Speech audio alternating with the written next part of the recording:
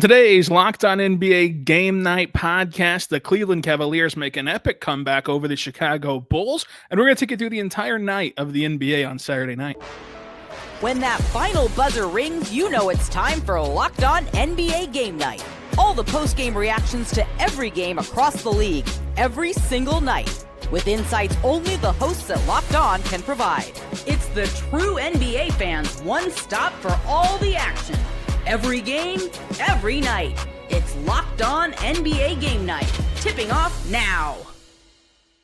Let's get it going on the Locked On NBA Game Night podcast on the Locked On Podcast Network. Your team every day. We're here breaking down all the action across the NBA every single night on the Locked On NBA feed. With you today, of course, on Saturdays is me, Rylan, Stiles, host of Locked On Thunder, and Gavin, Schall, host of Locked On Knicks. And we're going to take you through what was a jam-packed night of hoops, all at the night, which is kind of different for the weekends. Usually we have at least a couple matinees sprinkled in, but still, we got to watch it all. We're going to hear from the local experts as well, because this is the Locked On Podcast Network, the number one podcast network of sports there is. So, Gavin, how excited are you now that we're really into the mix now? We're 10 games in for most of these teams. We have somewhat of a sample size to work off of, and it feels like we're back into our usual routine. Yeah, it's great because you are really just seeing like teams stand out in different ways, whether it's the Heat with their pace, Philly with their young guards and all the optionality they have now that Joel Embiid has been looking for his entire career around him. And you're starting to see teams like stake claims as being truly elite. Like the Cavs got a big win over the team that's consistently been the best in the Eastern Conference this season, the Chicago Bulls. Like you're just starting to see some like stratification, some separation. It's really fun. We'll know even more in a week, but we know a lot more than we knew 2 weeks ago. So it's really exciting.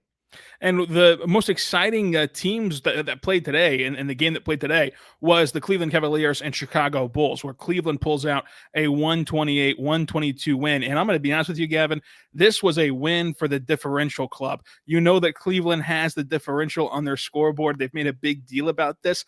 As a non-math guy, I loved watching the differential in this game creep down and let me know just how significant this Cleveland comeback was. Chicago got up by 19 points in that second quarter. It was a back and forth game for the most part, because Cleveland had built up an 8-point lead in the first quarter. It felt like in the first quarter that they were going to just kind of keep Chicago at bay, as they did that for the first 12 minutes. And then Chicago flips the switch, goes on this huge run, and gets up by 19 points before halftime. And slowly but surely, that third quarter, it just kept plummeting on them. And then Cleveland was able to wrestle away this game after 6 lead changes and 7 ties. I thought this was a fantastic basketball game, and these are two teams who, of course, you expected Cleveland to be a contender and still do, but Chicago has been one of the bigger stories of the season to this point with how that they've performed thus far. But Donovan Mitchell was excellent down the stretch, and he finishes with 29 points in this game. DeAndre Hunter had 29 as well. I just thought that overall this was the most fun game on the schedule. Yeah, it was a really high level game. I had a friend on Twitter, shout out to my guy Shax, refer to Josh Giddey as Timu Halliburton, and it feels like the Chicago team is Timu Indiana Pacers from last year. I mean, you even had Jalen Smith doing a pretty decent impression of Pascal Siakam tonight. They just play with like this relentless downhill pace. And I think the magic of Indiana was that Rick Carlisle got his role players to believe that they're stars. And I shouldn't describe it as like a past phenomena. Indiana, we know, will be back next year. Who knows? Maybe with Darren Peterson, maybe with one of Carlos Boozer's sons on their team. They'll be sick next season. But Chicago right now, like, kind of has that same magic. Like, you see Trey Jones making big plays late in games. You see the best version of Patrick Williams I've ever seen. You saw Kevin Huerter went off for like a quick 5 in a row on a contested corner 3, then like toasted a closeout for a runner. And like Giddey is the guy leading the charge. And I know it feels weird starting this with Chicago on a night that Cleveland won, but I just can't believe that this Bulls team that has just been known for like defining mediocrity, like ever since Derrick Rose was leading the way for them over 10 years ago at this point, which is crazy to say in and of itself. Like, they finally have an identity again after, like, they had the one stretch where Lonzo was healthy, where Caruso was healthy, around Levine, around DeRozan, where they were the one seed in the East, and Lonzo got hurt, Caruso got hurt. That season fell apart. But they like it feels like they have something concrete with some real longevity now. And it all flows through Josh Giddey. a guy I know you defended rightfully, and I'll let you speak on it after I talk, to the ends of the earth. I was so low on that trade. I thought Oklahoma City robbed them blind. I didn't see Josh Giddey as like a winning player in a significant role in the NBA, and he has proven me completely wrong. Like he is difficult to stop. I saw it when my Knicks played them, like going downhill. You could throw any defender and he just kind of bumps his way to get there, plays like very similar to Halliburton, like this just relenting downhill pace, like any like lack of athleticism that's there. Like he makes up for it, like in his courage and his decisiveness on the basketball court and just a brain that is constantly moving faster than the defense. He just is a defining character on like one of the most fun early season storylines in the NBA, and Cleveland still beat them because Cleveland had Donovan Mitchell and Chicago did not. I mean, Chicago was up, Rylan, 122 to 116 with a minute 40, 100 seconds left in this game. Cleveland from there rips off a 12-0 run, and you saw Donovan Mitchell in like a minute just pretty much put the game away. He danced into a quick three after bringing it up. On the other end of the floor, Giddey toasted Merrill on a switch, but blew the layup. Sam Merrill probably got away with a little push in the back, but Cleveland fans will take it. Mobley sets the screen on Isaac Okoro, and this is the area Chicago has to upgrade. If they could get like, even if they had gotten Miles Turner this offseason, like that would have pushed them maybe past the status of like a really fun team to a legitimate threat in the Eastern Conference. Like at the end of these games, Nikola Vucevic is just such a liability defensively where they set that high screen. Donovan Mitchell obviously can shoot from 30 feet and in. You have to step up on it. He toasts Vucevic, gets right by him, gets a layup. Next play, I think it was Trey Jones on the other end. Oh, yeah, so here's what happened. He got Merrill on a switch. He doesn't go at it quickly, and then Vucevic comes over and sets a screen, which is weird because you don't want Evan Mobley on the ball. Trey Jones can't do anything against Evan Mobley. He gets shut down. You presumably want that post entry to Vucevic, but Jalen Tyson is giving heavy help. He's there to intercept it with Merrill fronting. So Patrick Williams, Isaac Okoro has to take a crazy wing three, doesn't go down, and that's pretty much the ball game. Tyson, Mitchell, two-man game. Mitchell gets an and one layup. Bulls don't have a 2-point field goal or any field goal for that matter over the final 4 minutes of this game, and Cleveland closes out. But man, Chicago's exciting. Cleveland didn't have Garland tonight, but they're finally almost fully healthy when Strus comes back. I can't wait to see more of these teams playing each other. Yeah, and Cleveland, not having Garland, that's been a sticking point for them. There's been a lot of questions of what can they do without Darius Garland, and how does this offense sort of at times fall apart without Darius Garland. I thought that tonight, I'm very interested to hear from Danny Cunningham on Locked On Cavs after this game, because I think that tonight was some of their best basketball in the second half offensively without Darius Garland, which obviously they're way better with Garland, but it's just good to know that they can at least find ways to score the basketball whenever they don't have Garland, and then hopefully they can build on that with a guy like Tyson going 3 for 4 from beyond the arc, playing off of Mitchell and Hunter scoring. Evan Mobley made huge impact plays in this game. But yeah, Josh Giddey was, we agree most often on this show. Like, we are really in line on a lot of things.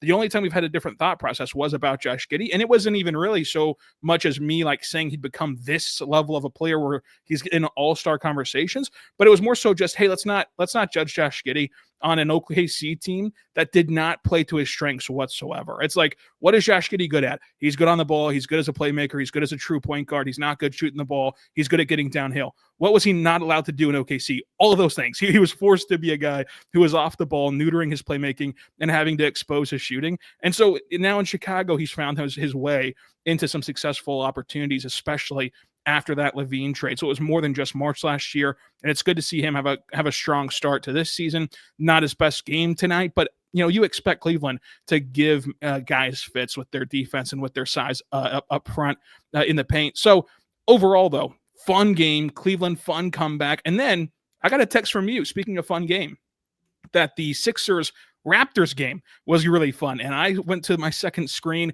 got them put on there. 2 great courts to watch, the Cleveland court and the Sixers throwback court, both of them. Sixers win 130-120 over Toronto. Toronto, still giving up 130 points. Like, this was a team that we expected to be better defensively and to figure some things out defensively. Not sure that they have, but even in an inefficient night for VJ Edgecombe, he still has a couple buckets where you're just like, wow, you're marveling at what he can do as an athlete. Terry Maxey continues to thrive with 31 points, and Trenton Watford comes in here and really is one of their stronger players tonight with 20 points on 80% shooting and getting them this win over the Toronto Raptors.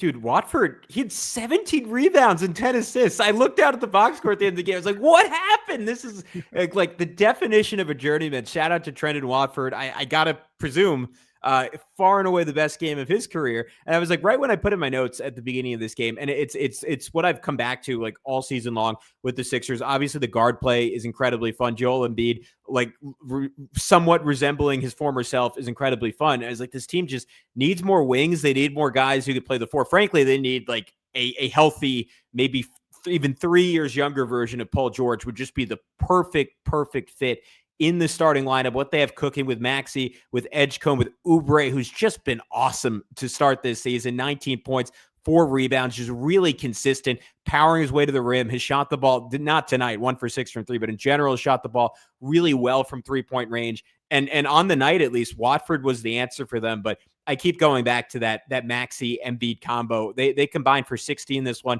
Embiid plays just 26 minutes, Rylan, 29 points, 6 boards, 4 assists.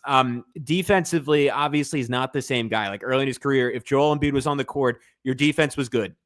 And it was that simple. We saw him, was it 3 years ago now when he won MVP, like put together, I think, the single best scoring season in the NBA on a per minute basis. I assume outside of Wilt Chamberlain's 50-point per game season, maybe just of the modern era. But we've seen Joel Embiid like score easier than anyone in the NBA in the last 10 years. Like there was just an element to him when he's at his best that he's completely unstoppable.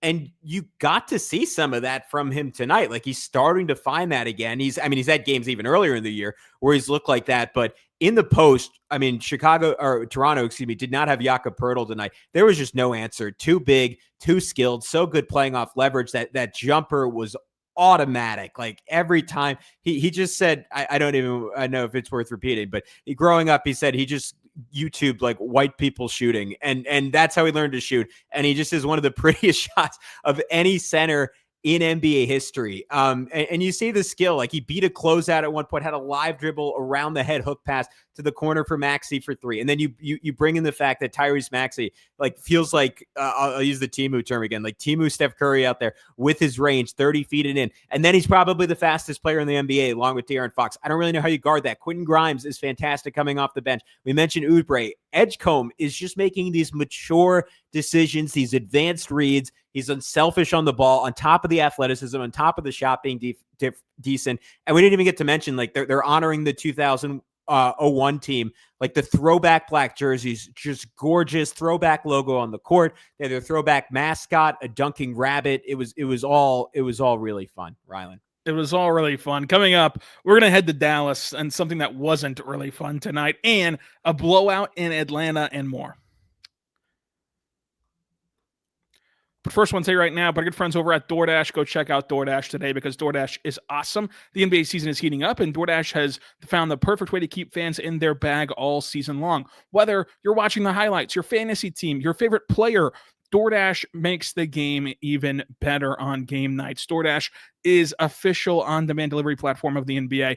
They are celebrating something that they call in your bag, the bag drop. Every time an NBA player drops 50 points in a game, DoorDash is offering 50% off your order with Dash Pass the next day. You're automatically entered for a chance to win the ultimate fan bag. We're talking player-inspired drip, exclusive gear, and stuff you actually want. So go check them out today because DoorDash is helping you cover your late-night highlight watching, your last-minute watch parties, and your double overtime fuel ups. So next time someone goes off for 50, use promo code NBA50 the next day to get 50% off on DoorDash with Dash Pass. Plus, your shot at the bag drop. Dash Pass members only, 50% off up to $10 the next day after a 50-point game with the promo code. Terms and conditions apply. No purchase necessary. Ends April 12th. And it's open to U.S. residents 21 or older. Visit them today at DoorDashInYourBag.com for full details. DoorDash in your bag all season long. Oh, we're back on Locked On NBA Game Night, folks. Go check out Locked On Mavs, Gavin, because it's not going well in Dallas for Nico Harrison or this entire team. Let's hear from Nick Ingstead of Locked On Mavs after the Dallas Mavericks pull off a win over Washington. Make me celebrate a win against the Washington Wizards. What is this basketball team anymore? Mavs in a clutch game against the Wizards, up by 14 during the game, lost that lead. Then we're down 7 in the fourth quarter, had to climb their way all the way back. Mavs, they just don't look impressive in any way, shape, or form. They do get a win against the Wizards. Okay, fine. 3-7 now in the season, but 107.8 offensive rating against this Wizards team was a bottom 5 defense. 115 is like league average. They just look pathetic. A couple of good things. Like Najee Marshall, 30 points, 8 boards. He was out there competing. The Mavs need somebody that's going to help get them clawing out of this hole that they've created for themselves. And yes, the Mavs need to do some other things. We talked about it on the show yesterday. Mavs need to make some moves because the morale is just so low. But they do need dogs like Najee Marshall to come out there and to show him what he's got. He went out there, got to the line 11 times, hit 9 of them. And he got 30 points in this game just by his downhill attacking. Some great stuff from Najee Marshall. And Cooper Flagg showed some things as well. 12 points, doesn't really stand out that much. 6 rebounds, 6 assists is great. He didn't get any foul calls at all. Should have gotten a whole bunch of them. Didn't get as many as he should have. But Cooper Flagg starting to show some things that he can do to put together. Way too quiet in the first half, though. For playing a team like the Washington Wizards, you got to just show me a little bit more. He is starting to put it together throughout and finding his way through this whole mess of the Dallas Mavericks. But Mavs get a win. I'm just not impressed. The Mavs do get an unimpressive win over Washington. And Cooper Flagg, his whole night was generated really in the second half. The Mavericks drew up a play for him immediately out of the halftime break. It felt like it was assigned to him to get going, but ultimately inefficient. 12 points, 7 boards, 6 assists. Could have gotten to the free throw line more, but this is your second time playing Washington in your young career, and to still not have them figured out as a terrible defense, a little bit just blah, like this whole Maverick season. And of course, the turnovers were a big deal for him with 4. He finishes as a -2 in this win, but it was the Najee Marshall show with 30 points off that Dallas bench. I really thought that Brandon Williams made some nice plays for them down the stretch whenever they needed to pull out this win, and he was honestly better than D'Angelo Russell, who's got the start tonight. They've tried everything under the sun, and it's why that Nick Angstead believes that they need to go make a trade, go change this roster. Yeah. And so, go ahead. They're talking about firing Nico Harrison again, right? And they had that months of solace where you win the lottery, you get Cooper Flagg, Nico comes out and says, it's all part of the plan. This is what we were planning. Worst odds. We're going to win the lottery. It doesn't matter, ironically, because Josh Giddey made like a half-court shot against the Lakers. That's why they got the pick. And now because Cooper Flagg is not immediately Luka Doncic and Anthony Davis, guess what? He's hurt. Doesn't look that good, Rylan. Doesn't look that good. Doesn't look good at all. Speaking of the Lakers losing, let's go to the Kamenetsky brothers to talk about this Lakers blowout loss. Brian Kamenetsky, co-host of Locked On Lakers. Lakers take one on the chin in Atlanta on Saturday night. 122-102 is the final score. Worst game the Lakers have played since the opener. I know no LeBron James, obviously, in this game. Austin Reeves missed another game with the groin problem that's kept him out for the last couple games, but Atlanta was playing without basically everyone. Trae Young, not in the lineup. Kristaps Porzingis, Jalen Johnson, Nickeil Alexander-Walker, not in the lineup. Basically, if you don't play in one of the world's deepest fantasy basketball leagues, you may not have heard of half the guys that the Hawks put on the floor, but if you did play, chances are you scored in double figures if you're an Atlanta Hawks. 7 guys finish in double figures for Atlanta. The Lakers just played some really bad defense. The Hawks over 50% from the floor for the game. Lakers struggled to defend the three-point line all night. They turned the ball over far too much, 19 turnovers. Luka played under 30 minutes in a game the Lakers hoped he would, but because they were blowing out a shorthanded Hawks team, not because the Lakers were on the wrong end of it. So they'll take the floor again on Monday in Charlotte, try to right the ship, but a lousy way to start the road trip for LA. Of course, full recap of tonight's game coming up in a bit on Locked On Lakers. Make sure you check that out. Go check out Locked On Lakers and Locked On Hawks. Let's hear from Brad on the win for Atlanta. Hello, friends. My name is Brad Rowland. I'm the host of the Locked On Hawks podcast. The Hawks had maybe their most purely entertaining and fun game of the season on Saturday. A shorthanded kind of zombie Hawks blowout victory of the Lakers at home. Basically, 5 of the top 9 guys out for the Hawks in this game, headlined by, of course, Trae Young, Jalen Johnson, Kristaps Porzingis, and Alexander Walker, all unavailable in this game, left the Hawks very short-handed, but they came out and played very well in the first half. They blew things open with a big-time run in the third quarter, a 20-4 run. The Hawks were shooting the ball really well. It was an outlier performance in a good way for Atlanta, but it was led by the young guys. Mo Gay was spectacular for Atlanta in this game. Dyson Daniels was very good at the point guard spot. Even Asa Newell, first-round pick, came off the bench, played very well for the Hawks. Good energy across the board. Big picture, it's one night. It was a very good night for the Hawks, but after a tough loss on Friday night, they probably should have won. They got it back on Saturday, and we'll get into this and much more on Locked On Hawks. It just goes to show, Gavin, you never know what you're going to get in the NBA. When those injury reports came out, many people believed the Lakers had a free win. Instead, it's a blowout loss for LA. Let's continue recapping what's been a fun Saturday night in the NBA after this.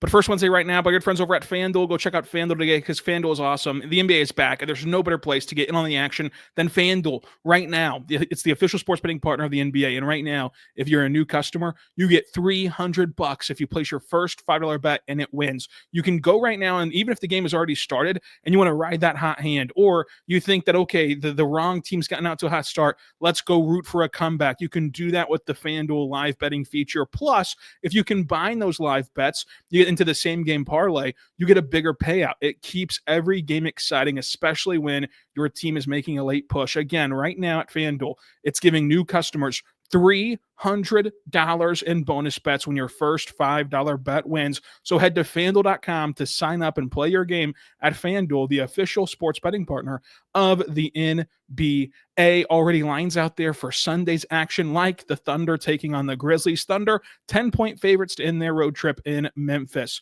Also want to say right now, my good friends over at Prize Picks, folks. Prize Picks is awesome, and you and I make decisions every single day, but Prize Picks, the right decision can get you paid.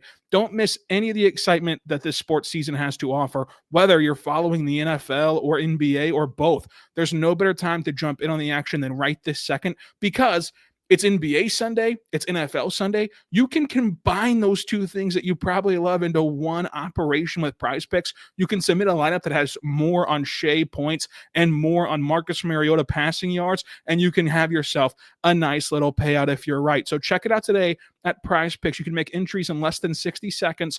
Go there right now and see it today. And one of my favorite features for the NBA is the injury reboot. How many times has a guy left the game early or just simply became a late scratch up until tip-off? They have your back with the injury reboots. Go check them out today by downloading that Prize Picks app and using code LOCKEDONNBA for $50 off, for $50 after of your first lineup. So you play your lineup, you get $50 in bonus bets after your $5 lineup. That's code LOCKEDONNBA for that $50 lineup at Prize Picks. It's good to be right.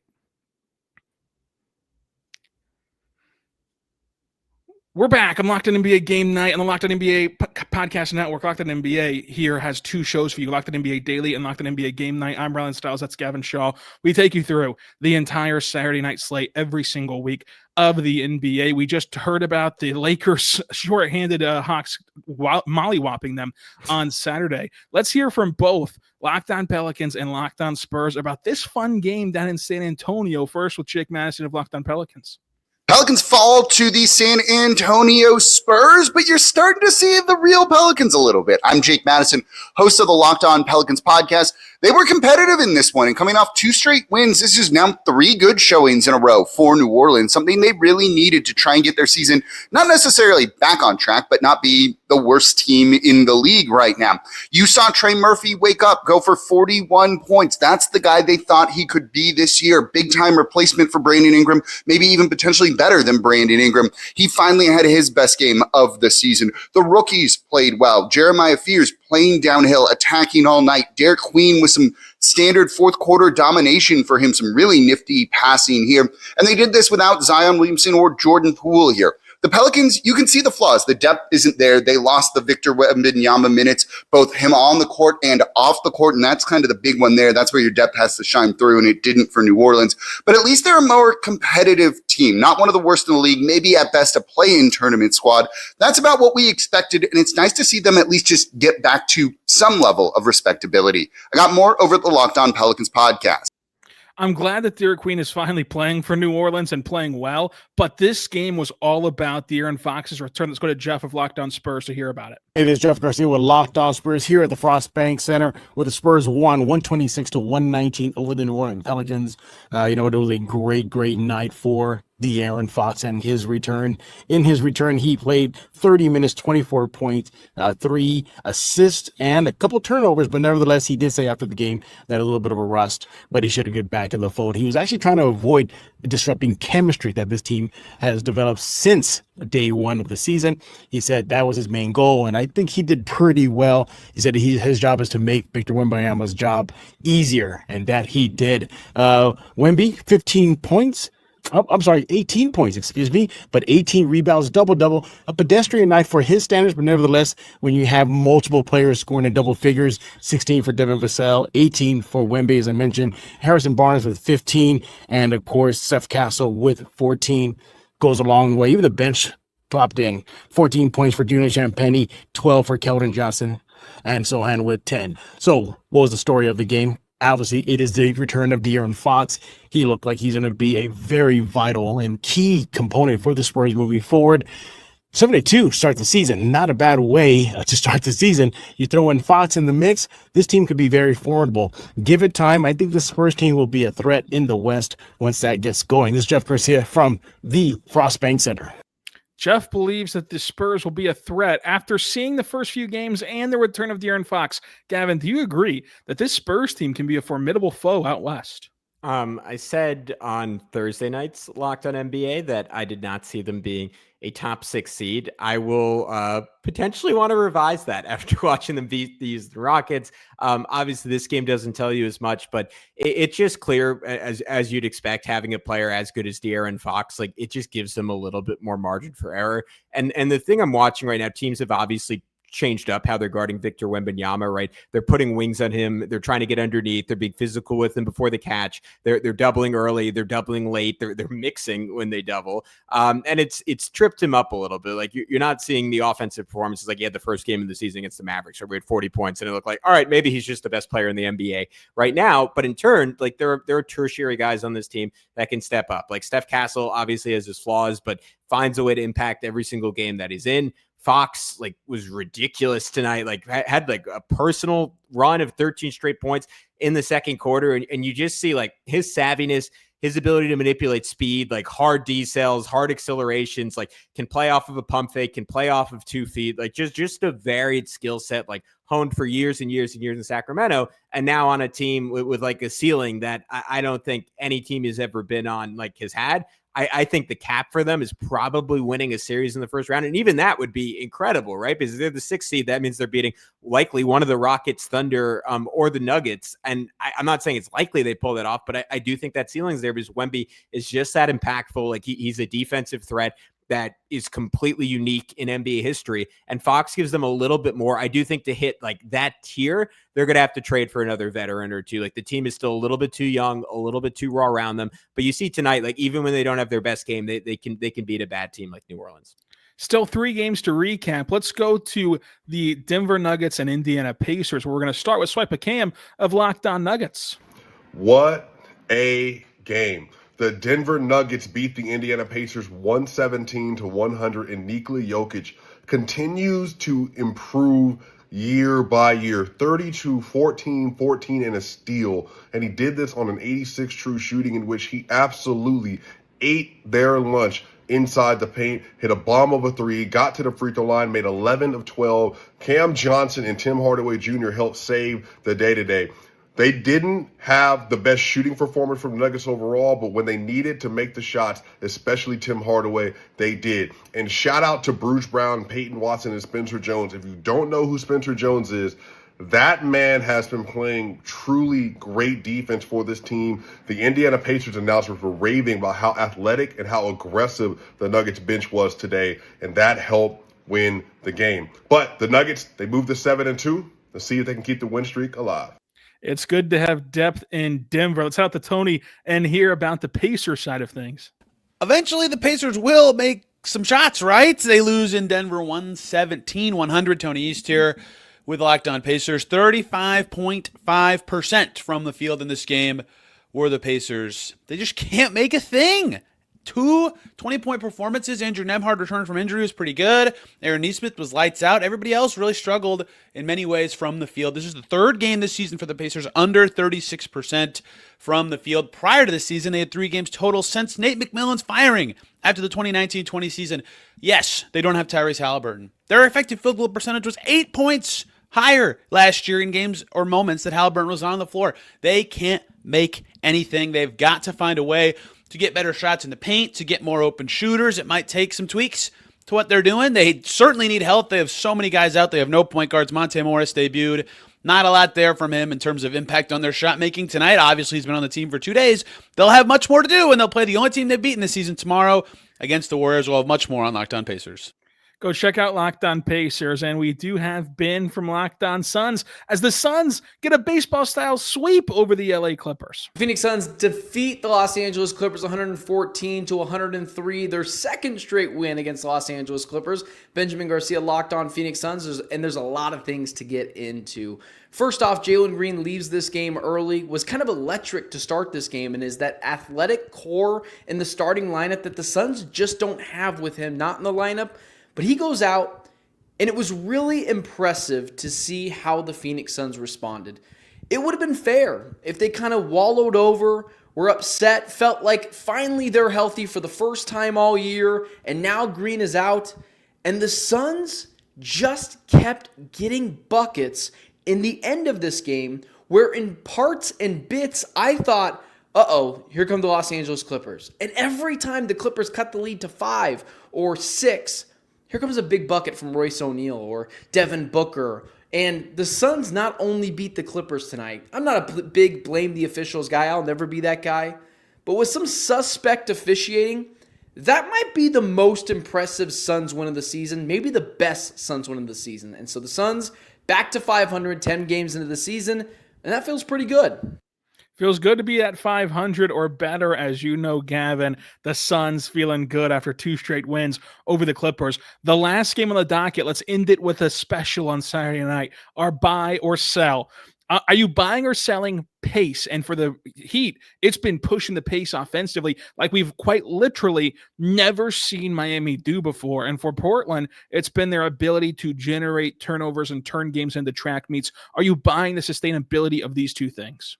I think they'll both dip down a little bit just because teams tend to play faster at the very start of the season, and then just the wear and tear of NBA basketball and cross-country flights and the mileage that the modern game puts on you makes it tough. But I do think Miami will maintain this style. They've gotten great results. They've been one of the best offenses in the NBA, and it's a great way to weaponize a team that doesn't really have a defining star or even really like a North Star, like especially when Tyler Hero's not in the lineup. It'll be interesting to see if they're a little bit more comfortable playing in the half court when they have that guy that can consistently generate like high quality looks and be a hyper efficient 24 plus point per game scorer like Hero. They do have Norm Powell, who hit just like an insane runner that put them up about halfway through the fourth quarter. But you see how it can empower like some of the tertiary guys in this team. Like I look at someone like Nikola Jokic, who has had like a fine season, but hasn't really made that jump Miami probably hoped they were getting for a guy I think we all feel has a lot of potential. Like this was his first game over 10 points since the second game of the season. And yet you watch him in this one, and like it's so much of it is in transition, and it really weaponizes the skill set of a guy we've seen in fits and spurts look like a future star. And then other times you don't know he's on the court. But you watch him in this game, like early on had a drop off for an assist, transition and one layup. My favorite play, like a live dribble, like one-handed, I'm going to call it like a punch pass because he almost like dribbled it over his head and just pushed it to Andrew Wiggins for a dunk, catch and shoot transition wing 3. And then even in the half court, right? Like stampede drive off a catch for an and one runner.